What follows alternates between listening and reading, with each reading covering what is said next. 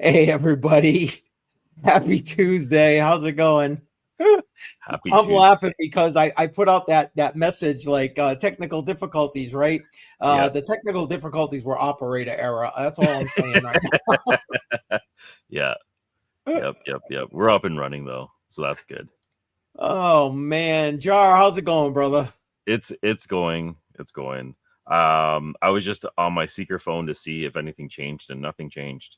So, uh, whatever. I'm just gonna keep that aside. So how's everything going with you?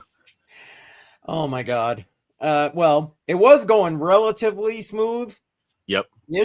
until I just tried to go live with you. But other than There's always something when you go I think live. it's a sign. I think it's a sign I need to like just end for the day here at this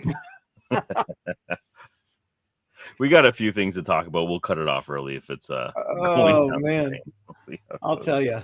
I Yeah. appreciate everybody and their patience. I'm sure everybody's just kind of like, "What the hell is going on?"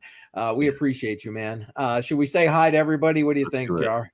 Yeah, You absolutely. know what? Let's get the comments going up here. And Chris Klein was the first guy here acknowledging my thing, saying, "Hey," and no problem. He was going to take care of putting out the info, like smash the likes. Appreciate you, Chris.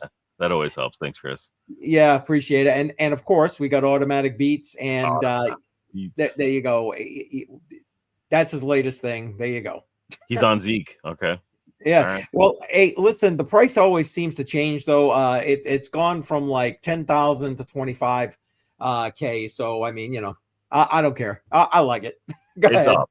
He's just trying to say it's going up. So we're good. Oh, geez. Yeah. So we got a few things to talk about today. I mean, I guess the big news of the day is Vanguard, right? I mean, they bent Massive. the knee. That's the way I'm looking at it. It was time for Okay, them to. so yeah, why would you say they bent the knee? Well, because don't you remember when all the Bitcoin ETFs came out? It was we'll never let people be able to put that in their funds in Vanguard, blah, blah, blah, blah. Well, that CEO is gone. And the Yes. new CEO eventually decided that maybe we should just do this. So Yeah, here we are. typically when they're putting out all the FUD like that, they're usually picking up and buying during the whole process. So it wouldn't be surprised me if they're loading up their bags in the process of spreading all that FUD. Yeah, well, facts. And Chris, appreciate you sharing this out on X. Thank you very much. But let's bring up that article and try and give it a go through here. Basically, again, opening up their platform to these crypto ETFs, as it says here in the title, ending years of resistance, because they have resistance is futile, to quote Star Trek. There we go. So let's take a quick read through this here. Vanguard, the world's second largest asset manager, is opening its brokerage platform to crypto-focused ETFs and mutual funds, a sharp break from years of resistance that could pull a new wave of mainstream money toward Bitcoin, Ethereum, and some other assets. Starting Tuesday, which is today, the firm let clients trade third-party funds and primarily hold cryptos such as Bitcoin, Ethereum, XRP, and Solana. And this was obviously all over X and that kind of thing. And now I just want to bring this up real quick, and then we can kind of hash it out a little bit. Yep. If I can get my right here. Bitcoin ETF volume on Vanguard just hit, what is that? $1 million, right? Or is that trillion? That's a billion. Billion? $1 billion within the first 30 minutes. That's a lot. That's a lot of money in 30 minutes. $1 billion. That's insane. So that's what I got. I don't know, Jar. What do you think? I mean, I don't know. I expected that eventually they would, as I said, I put in our title, bend the knee. But I don't know. What's your take on this whole sitch? Yeah. So I completely agree that they would eventually have to bend the knee and fulfill their destiny to offer crypto. And this is like it. So, like you had mentioned, they're massive. They're not a small company. They have over $11 trillion in assets. They have a huge. I have ETFs with them. I know a lot of people have ETFs through them, and I'm in Canada, so they have exposure globally. Was Yes. trying to get at over there. And this, by offering the ETFs, reduce the barrier to entry. It also gives anybody that's in traditional finance that doesn't really know much about crypto some exposure to it, and it injects a ton of liquidity into each one of these assets. So As we just saw. Yeah. news. Yeah, all big news around the board. So I think this is obviously very positive for crypto in general, especially for a big name like Vanguard to turn around and start offering these products. Yep. Yeah. So I mean, they're basically the last of the Mohicans, as the saying goes, with regard to this, as far as I know, anyway. Okay, major players. last of the major players. Yeah, I agree with that. Definitely. So yeah, great all around, in my opinion. Yep. Do you think they're going to add in the new ETFs as they come online? What do you think? Because they had said they're starting off with these, right? So there's Bitcoin, Ethereum, XRP, Solana. So it's like in the top 5, basically, the cryptos. The top 20, I wouldn't be surprised if they start adding a few other ones. Maybe a privacy coin. I'm not too sure which one, but they might be adding something like that into the list. Having a portfolio of about a dozen, I think, would be reasonable. Yeah, well, it makes sense. I was gonna go to the Fed article next, but Yeah, I'm thinking maybe we go to this one instead, sure. because it hold on, I'm sorry, getting my, and boom, there it is. Bank of America.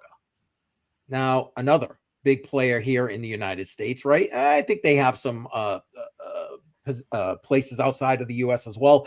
But basically, they're wealth advisors. So these people that are counseling people on where they should put their money, the traditional 60-40 portfolio, which is dead, by the way.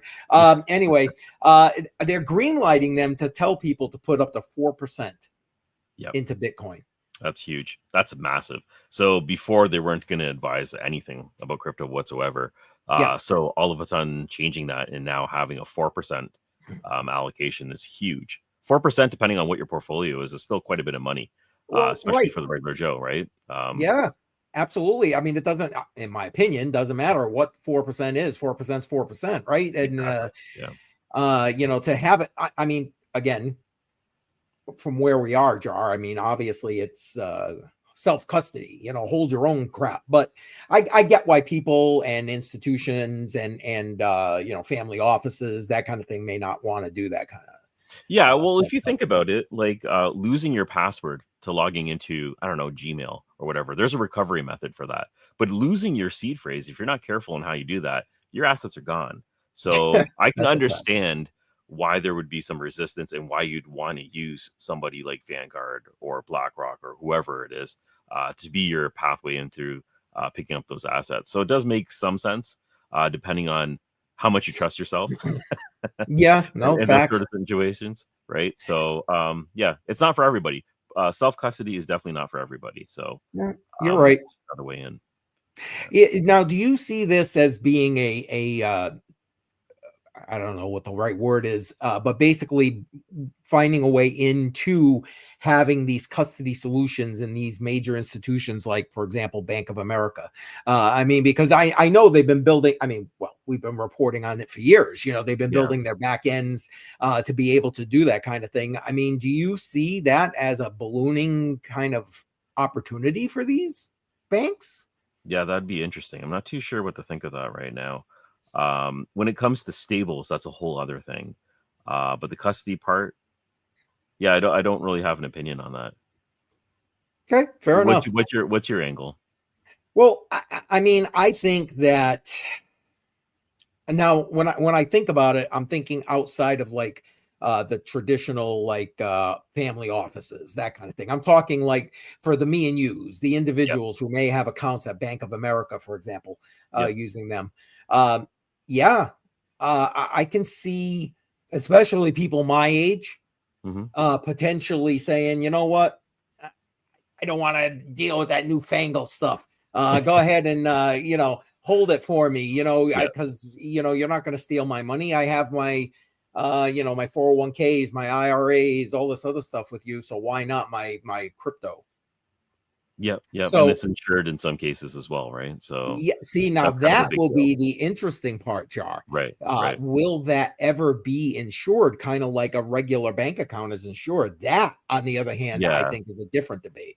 So I think it's a natural progression for that to eventually get to the table of being insured, because this would be like any other asset. How they're going to do that and how they're going to prevent themselves from attack is a whole other thing. Well, right, They're they're creating susceptible a like pretty much honeypot anyone by doing else. that. Yeah.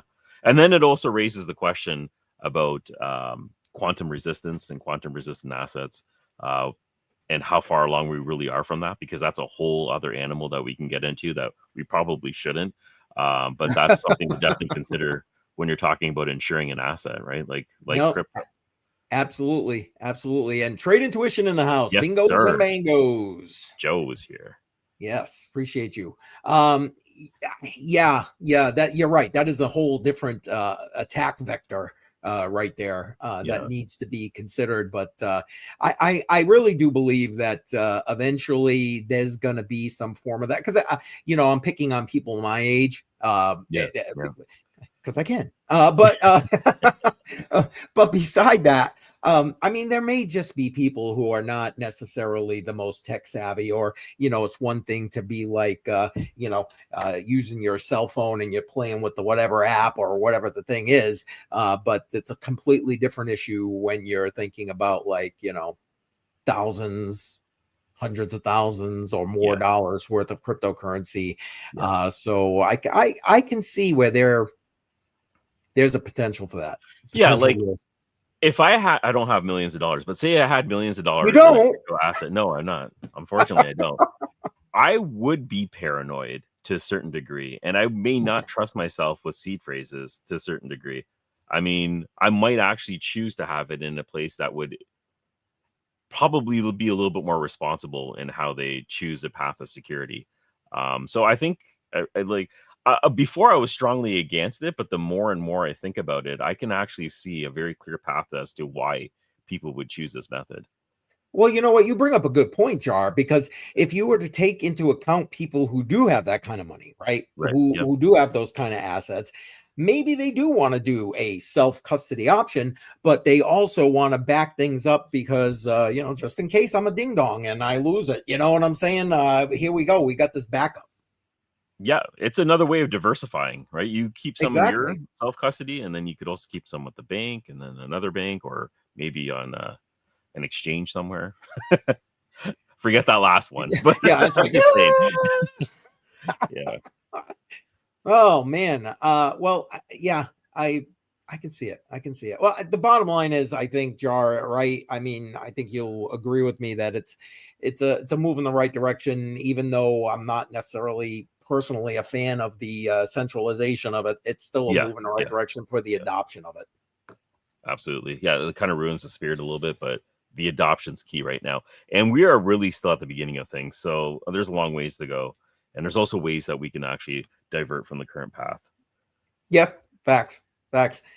Well, we got all, excuse me, all kinds of information coming out of the U.S. government today, Yeah, and not the least of which is this guy and his group basically saying that they're done with the whole quantitative tightening thing.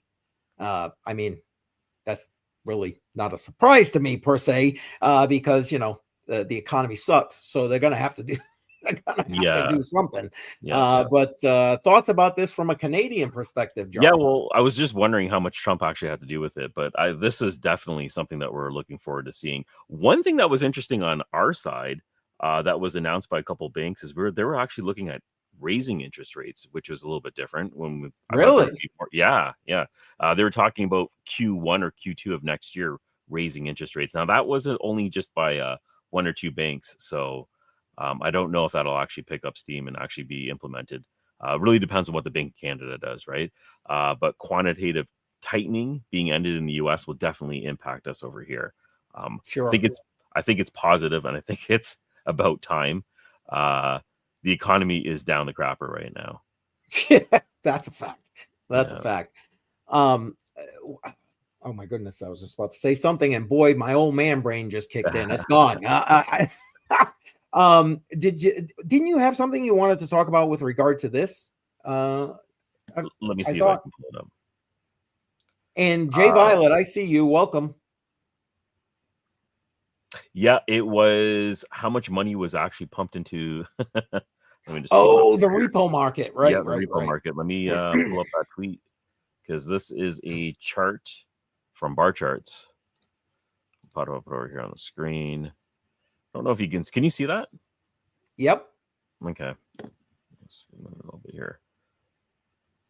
Oh, So that's this is better. as of 24 hours ago. The Fed Reserve have pumped in $13.5 billion into the U.S. banking system overnight through repos. This is the second largest liquidity injection since COVID. So that's a massive amount of money. And we know how much money was pumped in during COVID. So to be the second largest is speaking volumes about how much is actually going through right now. Yep. No, I agree. They all point to signs that we have economic troubles ahead. Between their QT ending and the repo getting pumped up and basically trying to keep it from getting locked up Yes. and basically screwing the entire banking system. We're heading to a world of hurt, Jar. It's sounding kind of biblical right now. The end of times are coming. If It you're really looking at it does, from right? a financial lens, yeah, it's pretty scary. I don't know. It makes me wonder, man. It makes me wonder. And the irony is, I mean, we've got one more thing we're going to go over, which again, totally wrong direction if you ask me. But the irony is that all of this, there ain't nobody going to be stopping it. It's going to be a complete snowball. It's going to just like, even if you've got money, like, you're not like most of us paycheck to paycheck or whatever the case may be. Even if you've got a little bit of cushion, it's going to hurt. Yep. It's going to hurt. BC Port Corp was actually talking about these bubbles as well the last time we had them on, and how they're all amalgamating over and over. And it's like the bubble of bubbles, and it just keeps expanding. And when is that pin going to come in and poke it? As I don't want to be anywhere in the splatter zone when that happens. But unfortunately, I think we're on the yeah, the planet is in the splatter zone. Yeah, you can't run away from this one. This one's impacting way too many sectors. So oh man, I appreciate everybody being here and everybody kind of jumping on in here at this point. Welcome. Don't forget, smack up that like button, share this thing out. Appreciate everybody. Let me just pull that off the screen. I don't know, Jar. It makes me it really does. It kind of stresses me out a bit. I'm not gonna lie. Things are supposed to get better, right? Not worse. We are already down here. It's just we're digging a hole. Yeah. Well, okay. In fairness, we're not the ones digging the hole. No. Just saying. No. Just saying. No, you're right. We have maybe a portion of that blame though.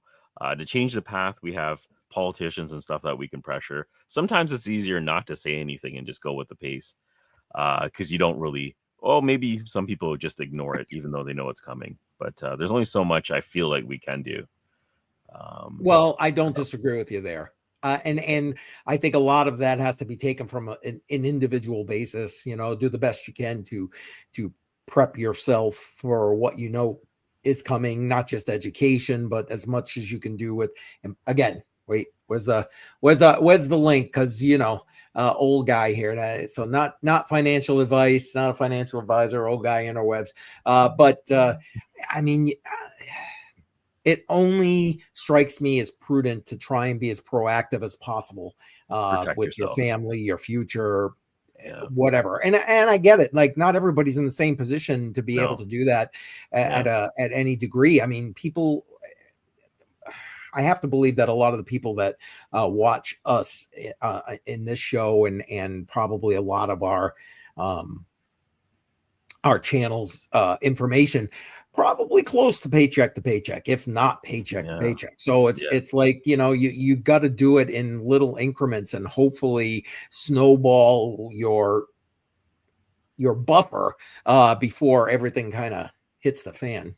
I don't Yeah, know. So and it's am I off base, Jar? I mean, what do I you don't think? think so. I don't think so. And everyone I talk to, whether it's in reality in real life or online, they're painting a very similar picture, because sometimes when you're online, you're wondering if you're in an echo chamber, especially on Twitter. Yes. Everyone's speaking the same things.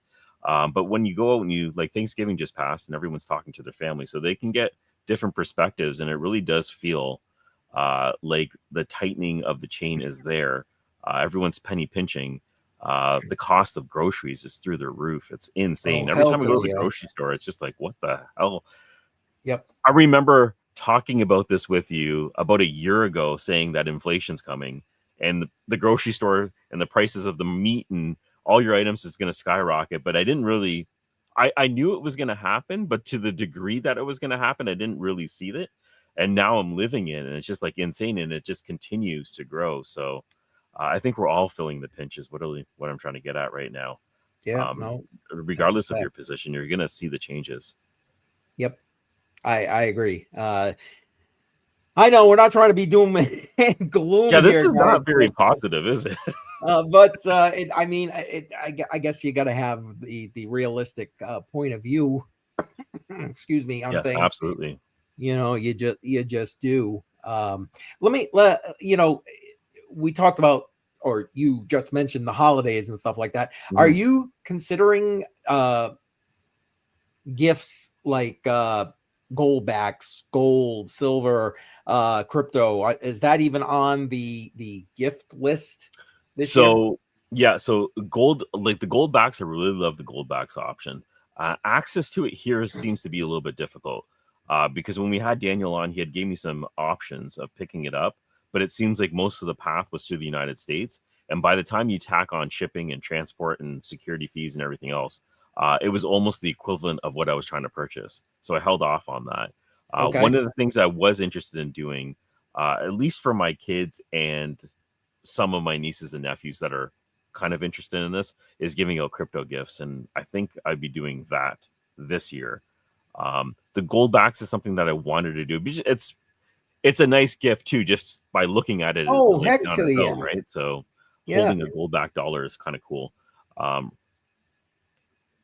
I gotta say that some of my nieces and nephews, they're so down in the gutter. They're not even interested in financial education and the finance system. It's just they seem so defeated, right? I don't know if this is the case amongst a lot of youth, but I'm seeing it more and more. Yep. It's just like they don't see the point to it anymore. It's just like we're already lost. We're not getting anywhere. Yep. I agree. Yeah. And Chris, Yeah. 100%, Chris. Absolutely, Yeah. Chris. 100%. And you're not alone, Jar. My Mm. grandkids, to try and get them interested. I mean, don't get me wrong, you know, they want to work, they want to get some money, maybe like the older ones, you know what I'm saying? Yeah. But like to wrap their head around what's going on with it, the government make it so convoluted on purpose. I mean, that's why I avoided it for the longest time, right? I didn't want to wrap my head around this, you know what I mean? What the hell is this? Makes my head hurt. And so I can get where they're coming from. So yeah. Oh man. Like I'm You're gonna not bring in alone, is other my point. factors. I want to bring in other factors, but it's sounding pretty doom and gloom. But the other struggle, of course, if you want to buy something, you need to earn something. And the job market is completely being obliterated right now. We have an immigration problem. We have a whole bunch of problems right now. And the youth that are trying to get out of school and get their first job, it just seems like an uphill battle. Forget about owning a house. I was just about to say, exactly. Yeah, just get an income, pay off their debt, whatever they've already incurred just for going to school. And getting to the next phase seems like such a massive hurdle on its own. And I feel for them. I feel somewhat lucky that the bar wasn't so high when I exited school. I mean, like I graduated with debt, but it was at least somewhat manageable and I could see the end of the road. But and that's a whole nother part. Chris is putting some conspiracy theories here, but I mean, listen, to me, that's I'm sorry, they want you saddled with debt when you get out of college. They just do. And I'm going to bring up all Chris's messages here just to kind of give everybody the full conspiracy theory, as it were. And then he says he'll stop with the conspiracy theories. It's all right, Chris. It's cool. It's cool. But yeah, it's all by design. I really, I did. Jar, you know what? I didn't believe that for the longest time. Well, maybe it's because we don't want to believe that too. At the same time, you think that there's people coming from a good place, but the system is so stacked up. Yep. Well, I mean, if we're gonna wrap, let's wrap this thing around to the last piece of crappy news. What do you think? Let's go for it. All right. This brings us back to Canada. When I read this, I was like, "Are you kidding me?" Jar, if you are familiar with this, by all means, feel free to speak to this because, again, you probably have gotten more exposure to this than what I've gotten online, I'm guessing. Yeah, so I know a little bit about it. I haven't done a ton of research on it. Universal basic income is something that they're trying to implement right now. The criteria is fairly slim right now. So the exposure for the people that would actually qualify this is low-income families, typically low-income families because they have kids and everything else that's in here. And it's this basically set the barrier to manage your living standards at a certain amount of dollars per month. And I don't remember the exact amount that they were talking about, but it was a couple $1,000s on top of what you already made. So it brings you up to a livable standard where you can afford your groceries. You can pay your rent, you can pay your utility bills, but it was meant to just manage the house. And it doesn't seem like it's anything more than that. But this seems like it's entry level and it's gone through a few revisions. I don't know if it's going to change and if that exposure will actually grow. But with AI, robotics, and everything else that it's entering into the marketplace and the workforce, this is going to happen more and more. And it's just going to get bigger. I just don't think we can afford to do this now. I don't think we can afford to do the nail on the head. Exactly. Yeah. Exactly. And XRP Free World, I see you. Appreciate you being here. And well, you know what? I never claimed to know everything. That's for certain. Yes, it's programmable. Exactly. And this is their way of backdooring, okay, let me rephrase. This is one of the ways for them backdooring a CBDC, in right. My otherwise humble opinion, because we know I'm humble. But anyway, I wasn't going to say that, but it definitely seems like a very clear path, an entryway, and you're trying to help the people, right? Like this is why you're introducing it. Well, at least that's their claim to fame. Yeah, that's always the government's never really trying to help us. I've been around the block a few times to really understand that now.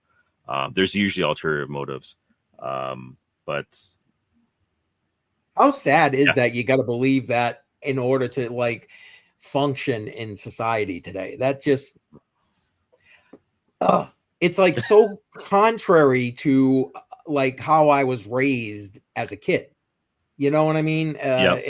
So just, it's almost probably a 180 from your childhood to right now. Oh, right? Good God, yes. Good God, yes. There, and what's this? What did he say? They're not helping anyone, but themselves. Yeah, exactly. Gear, welcome. Appreciate you being here. And think about this. It's kind of like the argument for raising the minimum wage. They're constantly, it needs to be a minimum living wage. Okay, first off, minimum wage wasn't meant to be a living wage, but let's not get me going on that topic. Second off, it's like you raise the minimum wage and what happens? Everything else goes up. Yeah. Look at California. They raised the minimum wage for people who work at Burger King and McDonald's to $20 an hour. Now you're paying $10 for a freaking Big Mac. Yep. Just the Big Mac. Come on. It's like, are you kidding? Or they're completely automating everything. And your AI story that you mentioned just a few seconds ago is coming true in real time. Right. right? And we're seeing that progress quickly, right? That's not taking its time at all. If anything, it's just accelerating with time. So Yep. there's a lot of people talking about it happening in the next 5 years. It could happen a lot sooner than that. At least we're on track for that to happen, as long as it's being implemented. And I'm going to just bring this in because I work in the telecom industry here in Canada, and the layoffs that are happening right now is tremendous. And I'm not just talking about one, I'm talking about all of them. And the disgusting part about this is they have their current employees training the AI tool Yes. to replace their jobs.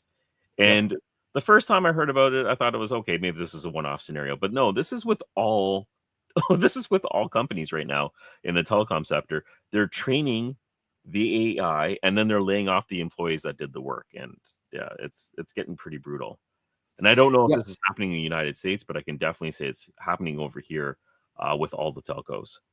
Well, I'm sure in sections of the United States, and there's BC in the house. Appreciate you being here, man. And he's talking about the data centers in Canada, all of NVIDIA's AI chipsets completely integrated. Okay.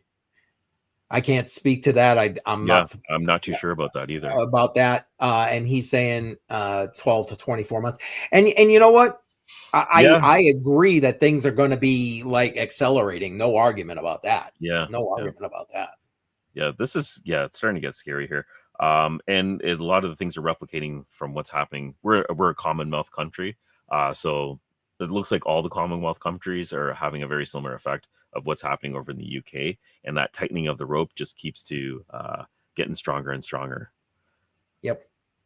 Well, now that we've depressed everybody here on the show, oh geez, we really did do that, didn't we? Yeah, we kind of did. That wasn't our intention, honestly. No, I was trying to be chipper about money coming into the market. Yeah. It started that way, and then it started, yeah, and then went and it went down fast, down in flames, baby. Yep. I unfortunately, Jar, I think we're going to be having much more of these conversations as we move forward, not just on this show, but on other shows.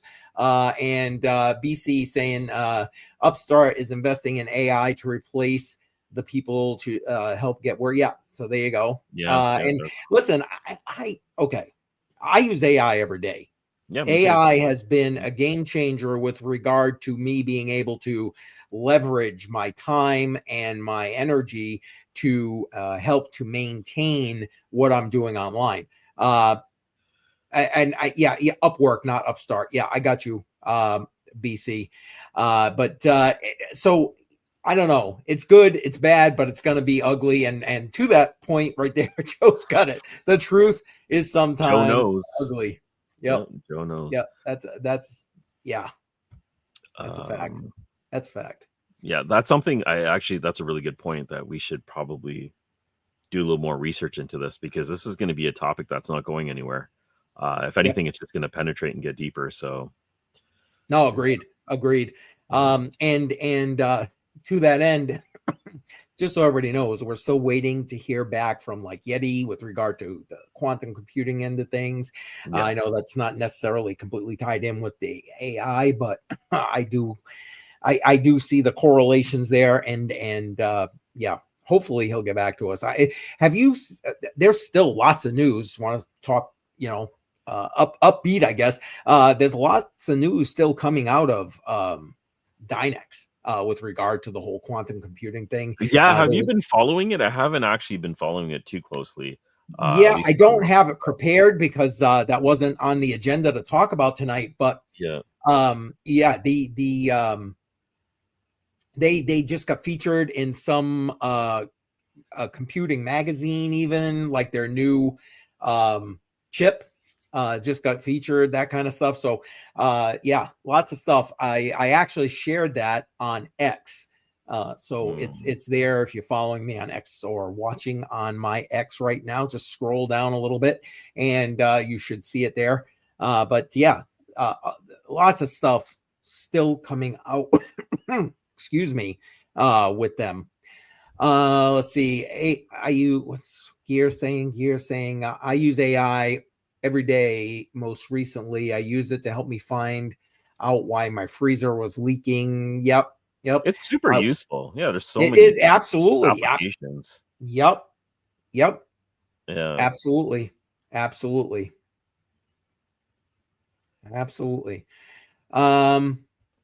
What's that? I was able to circle the issue, told me the common problems. Yeah. Listen,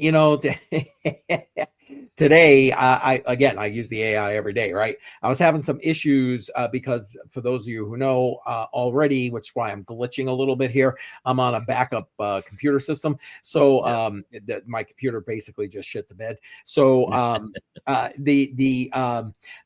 I had to reload stuff like my video editing software, stuff like that. So I lost all of my assets for that. So I have to rebuild them. And I was asking the computer to help the AI to help me rebuild them. And I'll tell you what, the AI was too busy apologizing to me for how it kept screwing it up instead of helping me with it. I ended up doing it myself. So the AI ain't perfect, but there you go. There you go. Yeah. Needs a little bit more training. Yep. And there you go. That's hopeful, Joe. I'm with you. Let's hope, man. It definitely gives us the tools to be outside of it, as does stuff like goldbacks and the orums and stuff like that. Absolutely. And yeah, you're 1,000% BC. AI cannot be halted unless it's done globally at the same time with mutual agreements. It's an arms race. Yeah, you are 1,000% right. 1,000% right. And unfortunately, there's no monetary incentive to do that, BC. So it ain't happening, sadly. Okay, we went from a little positive right back down there.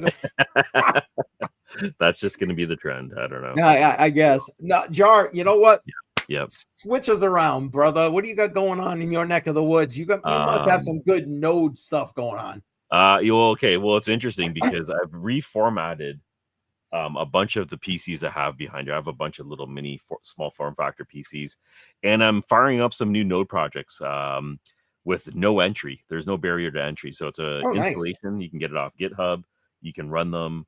And I'm testing a few out right now. I'm just trying to see if there's potential for growth in any of these projects. And I might be making some videos on them. But tomorrow at 12:30, I'm doing a live stream. And I'm doing a live stream on Solana. And I received a box. It's somewhere over here. It's the Solana plate. It's finally here. So I'm going to open it up. I'm going to talk all things about the project, do a quick update on my Seeker phone as I check the status of my wallet. It's not updating at all. If anybody's interested in that, I have no idea why it's not updating at all. But I'm trying to fill these rings out. And I'm going to be talking about problems and ways to get around the problems with your Seeker phone.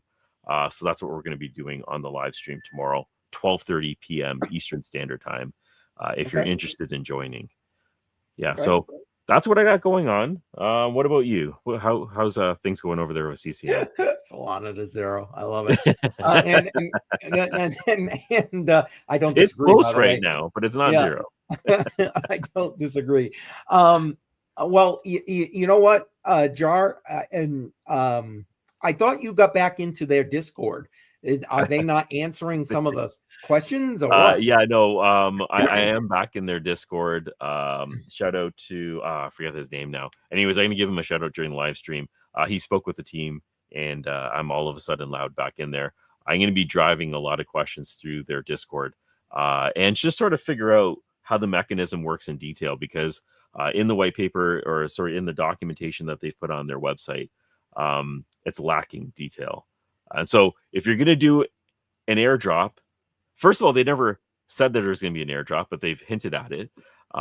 Any type of token or token release has tokenomics connected to it. None of the information has been released. So there really is nothing for you to measure yourself and figure out what's required in terms of parameters to hit these goals. So that's what I'm going to be diving into a bit and try to figure it out. Sorry, like word salad. It's just coming out right now. Cluster, man. Yeah, I'll tell you what. It's pretty frustrating. All right. Yeah, I'll get through it though. The live stream's going to be like this. It's just going to be me blabbering with frustration, and then hopefully we get somewhere. Yeah. Well, to get back to your question about what I got going on, I the way things are going tomorrow, it doesn't look like I'm going to end up being live tomorrow at 11 a.m. It looks again, my live stream schedule is definitely taking a hit right now, and it probably will for the remainder of the month of December, because I'm slowly, excuse me, trying to transition over to the what's going to be the new schedule come January, beginning of January. So I've actually just finished editing the very first premiere in that series, Crypto Mindset Minutes. It's about sound money, ironically, something we probably could have used some information on today as we're discussing some of this stuff. So watch for that. That's going to be coming on in January, and then we're going to keep going from there. So right now, not tomorrow, but it looks like I definitely will be still back for Crypto on the Rocks Friday night. As always, I'm going to try and drop a few videos in between there as well. Have you announced your new schedule and the way you're going to be proceeding? Basically, not officially, I guess. I've been mentioning it on live streams and so on. Basically, my Monday, Wednesday, 11 a.m. live streams are going to turn into Monday and Wednesday, 11 a.m. premieres. Okay. So I'll be live in the chat, obviously, but it'll be a premiere video on a specific topic. Yeah. Okay. That's sounds pretty clean.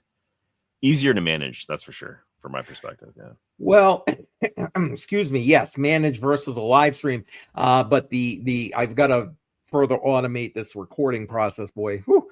It's you know how difficult it is to edit a video. It's time consuming. So very time consuming. Yeah, but that's okay. Once I streamline the process, I think I'll be okay and be able to maintain it well. So at least that's my plan. The basic outline for this is basically I'm taking my goal is to be all the videos to be between like 15 and 30 minutes in length. Basically, I'm taking a topic, throwing it out there, no hype. So basically, like for example, this first one is what is sound money.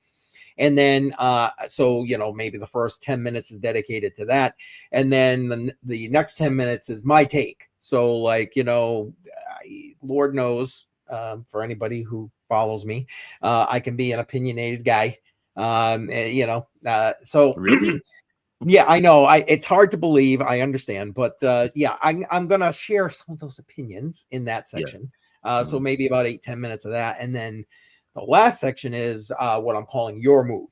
So what can you do to either, you know, fix this, learn more about this, whatever it is?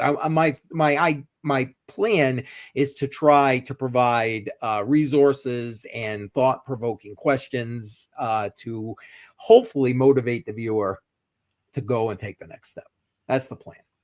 Good stuff. Good stuff.